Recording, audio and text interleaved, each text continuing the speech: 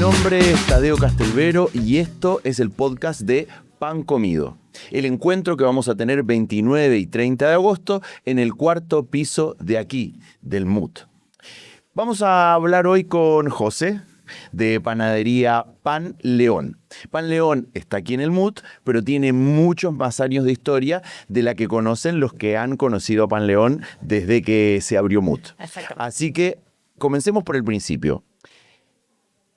¿Por qué la panadería chilena está tan arraigada en la cultura y por qué representa parte del patrimonio cultural de los chilenos? Mira, está en todas las mesas. O sea, el pan chileno es parte de la gastronomía chilena, de lo que está dentro de cada chileno. Todos comemos en la mañana pan, a la hora del almuerzo acompañas el almuerzo con pan, a la hora de la once es pan. Si tienes que salir corriendo por algún lado, un pan con algo, es como que estuviera ahí un brazo, ¿cachai? El pan es un brazo tuyo, un pedazo de tu cuerpo, del chileno. Bueno, quería comenzar con esa pregunta porque al fin y al cabo lo que quería establecer en este encuentro es que estamos hablando de algo que va mucho más allá de harina, agua y sal, que va mucho más allá de algo que se consume, que se compra, sino que va a algo que está prácticamente en las venas, en la sangre de los chilenos. Yo creo que si tú le preguntas a cualquier chileno que ya no vive en Chile qué es lo que más extraña de Chile, es el pan. Porque el pan se lo comen con todo. Sí, exactamente. Con todo. Exacto. O sea, hay gente que come pan con cosas saladas, pan con cosas dulces, pan con cosas dulces y saladas, cosas de todo. Bueno, ahora como estamos haciendo un podcast y la idea es que quizá lo va a ver gente que no es de Chile también, me gustaría que cuentes un poquito cuál es el repertorio, cuál es esta como genética, porque obviamente la marraqueta es la vedette, y dentro de eso hay un elenco de varios productos que sé que Pan León produce, entonces me gustaría que me los cuentes. ¿Cuál es ese repertorio? Tenemos mucha variedad de panes y panes muy antiguos, ¿sí? O sea, bueno, partiendo por la marraqueta y la yuya, que son sí o sí, esos son los que la más gente busca. Luego de eso tenemos a la coliza, que es como le digo yo, el hermano semigemelo de la yuya, porque es básicamente, en vez de ser redonda, es cuadrada.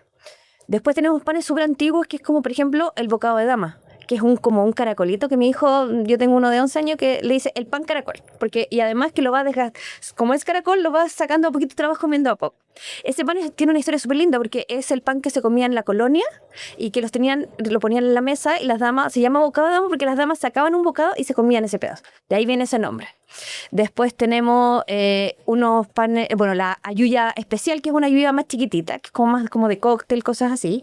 Tenemos la flauta, que es parecido a un pan de hot dog, o pan lengua, que se le llama en verdad el pan hot dog, que es como con unos cortecitos y se hace con el pan, básicamente casi la misma receta de la ayuya, solamente que tiene un poco de materia grasa.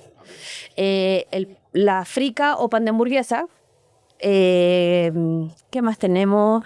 Los panes amasados, panes integrales. Nosotros también trabajamos con panes sin sal.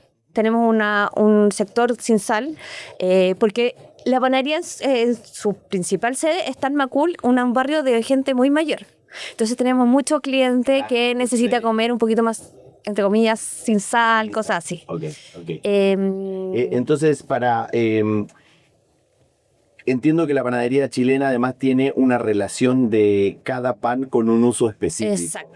Entonces, si bien me estabas haciendo la presentación y automáticamente me mencionabas, ¿cuál crees que es el rol fundamental que está cumpliendo hoy el pan en general en la vida cotidiana de la gente? Porque efectivamente, como decíamos, la marraqueta tiene el rol del multitodo, se usa para todo, inclusive para comer hot dog o para comer choripán, etc.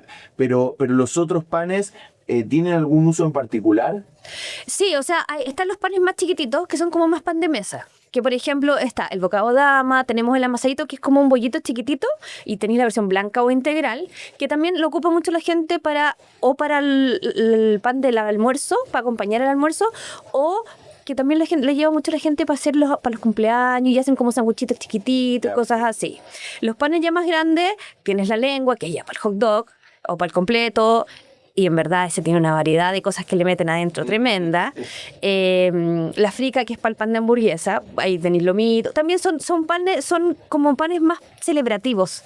¿cachai? Que se usan como más para celebraciones y para encuentros. El otro ya, la yuya, la marraqueta, son panes más para diario. El todoterreno. El todoterreno. Perfecto. Bien, volviendo a Pan León, conocemos que tu rol se destaca no solo por ser parte de la panadería actual, sino por haber heredado una tradición. Exacto. Así que nos gustaría que nos cuentes un poquitito de la historia de Pan León y tu ingreso y cuándo se da este ingreso y la renovación que estás tratando de generar. A ver, la panadería se funda en el 57, cuando incluso se construyó la villa. Se llama Villa Macul y se construyó la plaza, la panadería, la iglesia, el colegio, las casas, y se crea la parte de mis abuelos.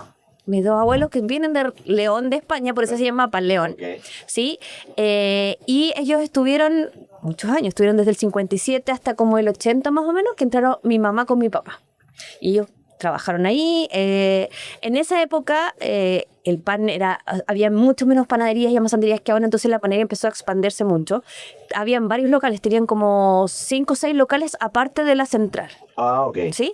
Tuvo todo este periodo de expansión hasta como el 80, que ya empezaron a crecer más en panadería, y cuando entró mi papá empezó como a concentrar el trabajo solo en la panadería y en expandir más allá de locales, sino que reparto a mini locales, mini market. Ahí nace de alguna manera como este concepto del mini market que recibe la marraqueta cotidianamente. Exactamente. Y que empieza a ser cada vez menos eficiente tener grandes locales porque el supermercado gana terreno. Exactamente. Ahí va el punto que el supermercado empieza a crecer y empieza a tener como lo que antes tenían los barrios, todo concentrado en un supermercado. Claro. Entonces empiezan ya a como achicarse la variedad dentro de los barrios y se crean el supermercado. Entonces la panadería empieza a expandirse en el sentido de locales.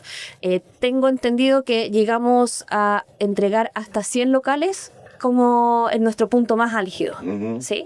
Eso es principio de los 90. Principio de los finales de 80, principios de los 90, más o menos. ¿Sí? Todavía me imagino que una panadería muy poco tecnificada. No. Es decir, la amasadora y el horno. Una gran amasadora. Sí, una gran amasadora. Tenían una cortadora de ovillo, pero bien antigua. Sí. Y también el pan, la marraqueta se doblaba a mano hasta cierto punto que ya empezó a crecer tanto que hubo que comprar una dobladora ya. Pero igual sigue, a lo que yo siempre explico, sigue siendo artesanal entre comillas porque va todo en la revisión y en el ojo del maestro panadero. Entonces, dentro de... siguen siendo como más artesanal. Solo que por cantidades se necesita una máquina, porque es humanamente imposible. Por eso yo hablo de la tecnificación, que es distinto a la industrialización, que sería como armar una línea. Súper buena separación. Sí. Piensa que nosotros llegamos a hacer hasta en épocas altas 2.000 kilos de pan diario. Y dentro de esos 2.000 kilos, el 80% es marraqueta. Claro. Entonces es mucho pan para hacer personas. Y bueno, yo entro el año 2018 con mi marido a trabajar, porque mi mamá enfermó de cáncer y mi papá se la puso en arriendo para preocuparse en mi mamá. Y justo mi marido se quedó sin pega en ese minuto y dijimos ya, démosle. Vamos, y ahí entramos nosotros.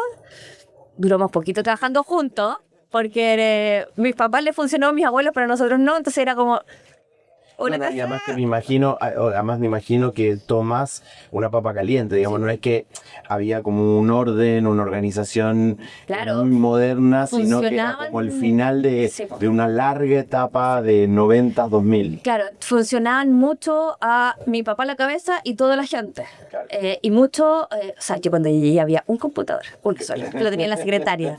O sea, y contaba, sin antivirus y lento. No, y sin ninguna planilla. O sea, era una planilla que escribían sobre esa se lleva la contabilidad de los repartos, nada más. Claro. Yo tengo libretas del año 0 con todas las cosas, todas las compras de la harina, con todo. E igual es una súper linda historia. Claro. Y mi papá la llevó súper bien. Y bueno, entré yo y empezamos como a organizar un poquito más, tecnificar un poco más, metemos un poquito más de programa, optimización de recursos. Mi marido es ingeniero, así que es súper cuadrado. Yo soy diseñadora, soy súper redonda, como digo yo, para cualquier planeta. Pero organizamos un poquito más y optimizamos un poco más de recursos. Y bueno, y ya hace como 3 años ya abrimos aquí en Muto. Perfecto, Sí. perfecto. Eso. Pero bueno, Mood viene de alguna manera, ya cuando 2016, más esos años que estuvieron reorganizándose, viene con un momento donde ya están más aplomados, Sí, claro. ya han generado Sí. una visión nueva. Exactamente. Y la idea de esto es que, claro, empezamos a notar y nos pasó mucho que nuestros conocidos era como, ¿sabes qué? En el sector oriente no hay pan. No hay panaderías, necesitamos comer. Entonces, yo partía todos los viernes, mi auto era, pero sí, ya, kilos de pan, empanadas, pasteles, lleno, lleno, lleno, lleno, hasta que al final, bueno, siempre tuvimos la inquietud de hacer crecer la panadería, ¿ya? Pero no en el sentido de solo poner un local, sino que démosle una vuelta, porque hay que darle una identidad que no tengan las otras panaderías. ¿Cachai? Porque las panificadoras, que son las panaderías grandes, son todas iguales. Y eso te iba a preguntar. Y dentro de esa, hoy podríamos decir que las panaderías antiguas son patrimonio, pero un patrimonio que está un poquito desgastado porque les ha costado mucho modernizarse, les ha costado mucho como incorporar nuevas tecnologías. Y dentro de eso, ¿cuál es el rol que ocupan ustedes o cuál es la idea de esta identidad visual, pero a la vez hay como que le aportamos técnicamente a la panadería? Lo que pasa es que las panificadoras no pueden modernizarse mucho porque si no pierden la esencia de que es un pan artesanal, que es el pan de barrio. Entonces, por eso no han logrado o no hemos logrado como tecnificarnos tanto.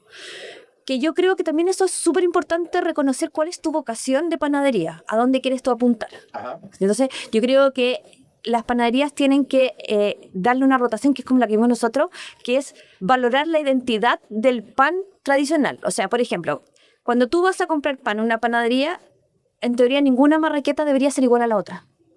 ¿Sí? ¿Por qué? Porque hay procesos, todos los procesos, la marraqueta se pasa de mano en mano, o sea, de una máquina por mano a una tabla, que es donde descansa. Después de esa tabla, por mano se pasa a la máquina que era... Entonces, en ese proceso la marraqueta va perdiendo forma. Claro, claro. En cambio, si tú vas a ver una marraqueta de supermercado, es como le digo yo, marraqueta estampada. Son todas iguales. No hay ningún paso, hay una mano que la toma. Entonces, y ninguna mano siente que en verdad cómo está la marraqueta, Claro. si necesita más agua. Entonces, eso es el valor que yo estoy tratando de que la gente entienda, porque nos critican mucho de repente porque la marraqueta está deforme, pero eso es lo que yo le digo, eso es lo lindo de la marraqueta. Claro. Eso es la belleza que tiene de hacer un producto hecho a mano. Y te hago una consulta. ¿Qué sientes tú o cuál sería el camino que a ti te gustaría que pase la comunicación de la panadería tradicional chilena hacia el público general? ¿Qué instancias te gustaría de, por ejemplo, abrir las panaderías en algún momento para que la gente las conozca? ¿Algún apoyo cultural como para armar, así como están los barrios patrimoniales, las fuentes de soda?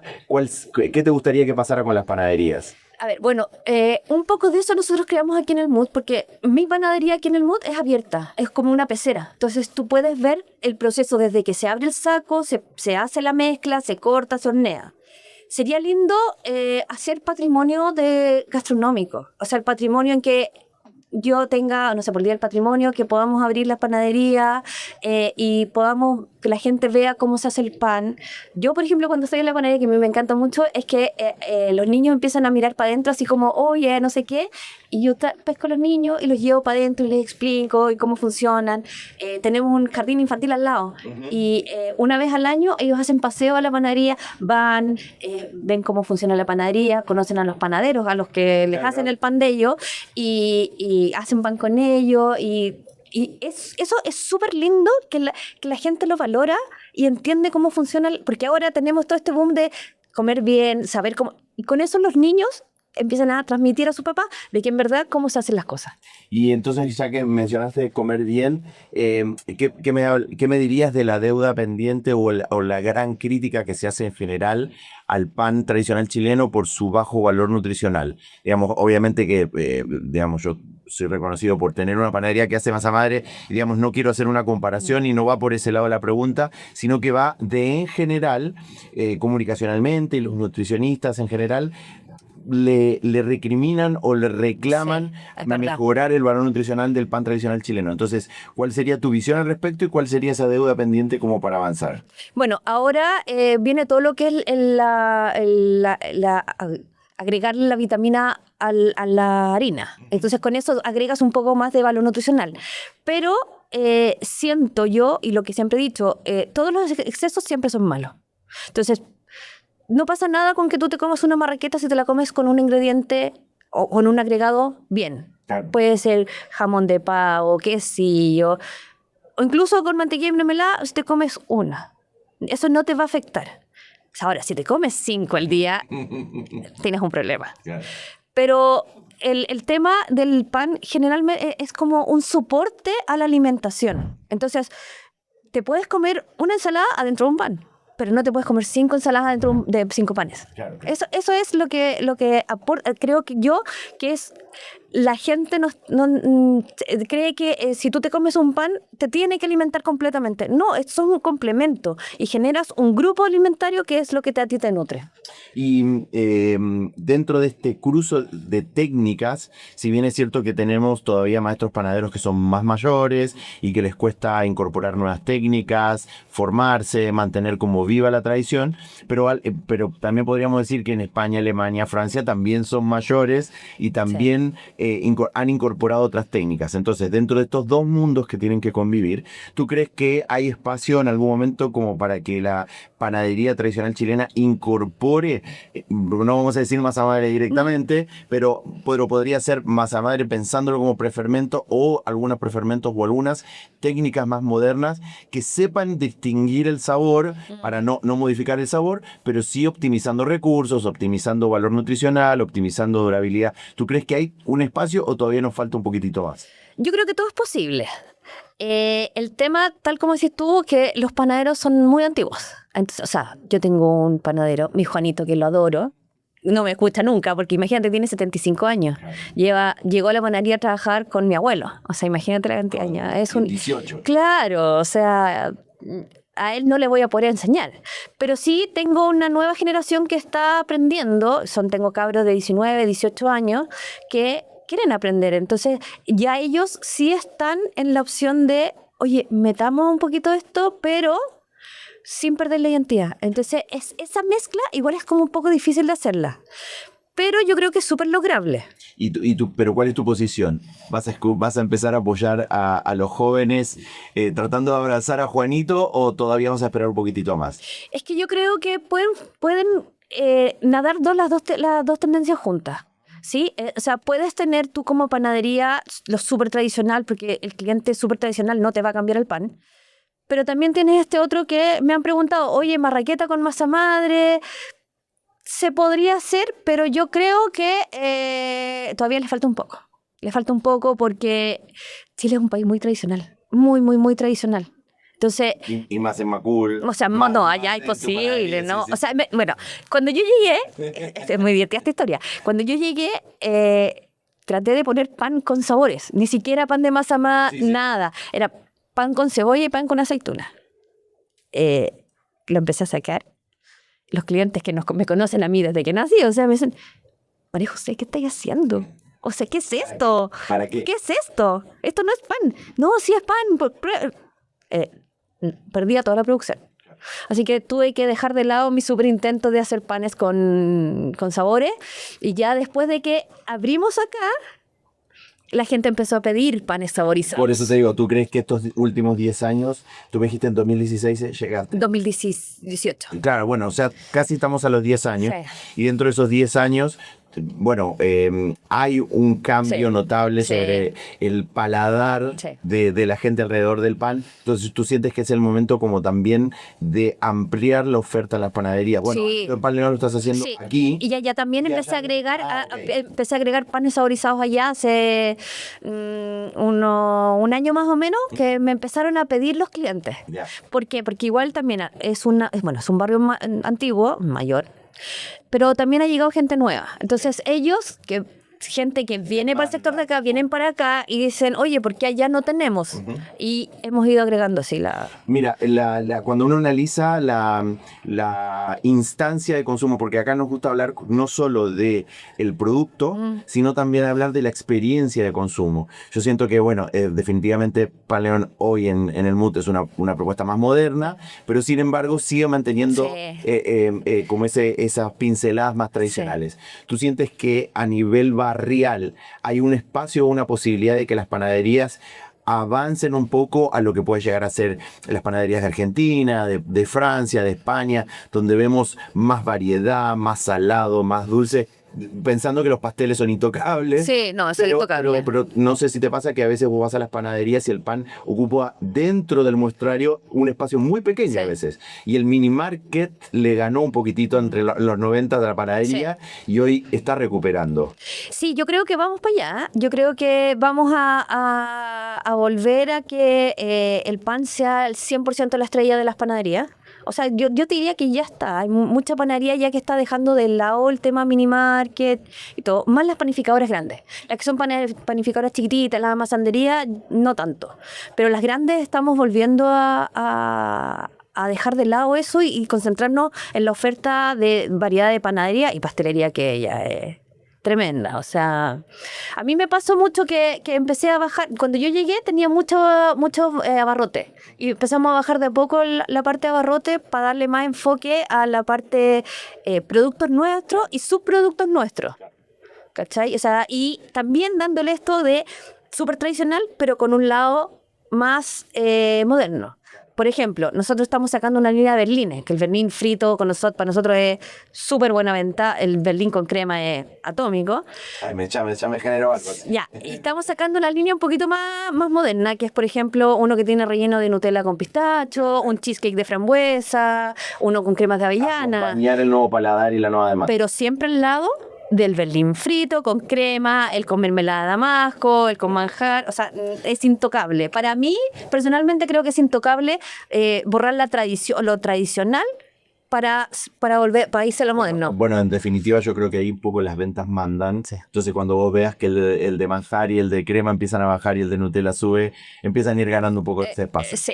Bueno, ya vamos a ir como redondeando la conversación y me gustaría como cerrar esta idea del emprendimiento, mujer emprendedora, panadería, que si bien ya no te podría decir emprendedora porque estás dirigiendo una empresa de más de 50 años, entonces sos una empresaria panadera y sé que tienes muchos desafíos. Entonces, ¿cuál sería como la deuda pendiente que tiene por ahí la panadería en general con las empresarias mujeres dentro de la panadería?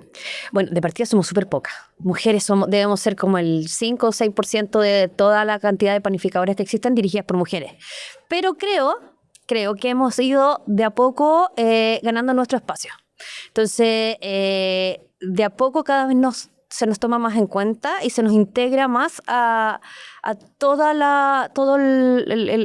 ecosistema de rubro panadero, ¿sí? De hecho, tenemos, como las mujeres panaderas nos conocemos y nos hablamos y, oye, me pasa esto. Tenemos una muy buena relación y es rico ver, yo desde hace 10 años, ver la evolución que ha tenido, que ya nos toman más en cuenta, porque antes éramos como la hija de, la señora de, la nieta de, ahora es María José de Pan León, Claudia de la Vista Hermosa, Catalina de la... ¿Cachai? Entonces, yo creo que es un cambio que se está generando y se está notando. Pero tuviste que reclamarlo.